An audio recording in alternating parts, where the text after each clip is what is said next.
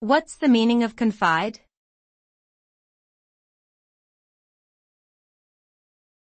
Confide.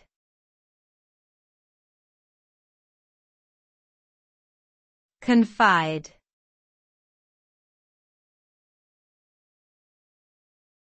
Confide.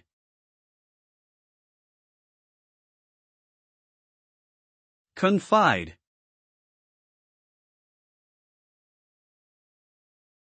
Confide means to share something personal or private with someone else, often in the context of seeking comfort, reassurance, or advice. When someone confides in another person, they are entrusting them with sensitive information that is not meant for public knowledge.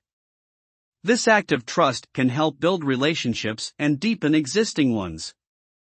However, it is important to respect the other person's confidentiality and not betray their trust by sharing their confidences with others without their permission. In summary, confiding can create trust and intimacy, but requires discretion and respect.